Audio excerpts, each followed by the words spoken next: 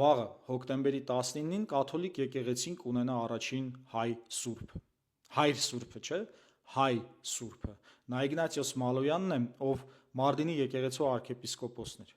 Թուրքական իշխանությունները նրան ձերբակալում են 1915 թվականին ու ստիպում են կրոնափոխ լինել։ Նրա հետ ձերբակալել էին իր հոտի հարյուրավոր անդամներին։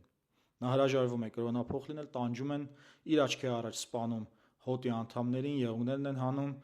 ի վերջո տեսնելով, որ նա դավանափոխ չի լինում, գնդակահարում սպանում են։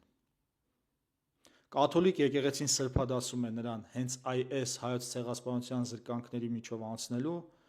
ու իր հավատքը պահպանելու համար։ Նույնը կատարվում է հիմա։ Arczepiskopոսները, թեմի առաջնորդները բանտարկվում են, կալանավորվում են, զրկանքներ են կրում, քանի որ շարունակվում է հայոց ցեղասպանությունը, քանի որ շարունակվում է Իգնատիոս Մալոյանի տանջանքներն ու գնդակահարությունը։ Ինչպես Իգնատիոս Մալոյանին, որի գլխին նույնպես գործ էին սարքել իբր թե թուրքական իշխանության դեմ դավադրություններ էր հյուսում, նույնը անում են հիմա։ Arczepiskopոսների ու քահանաների գլխին են գործ սարքում։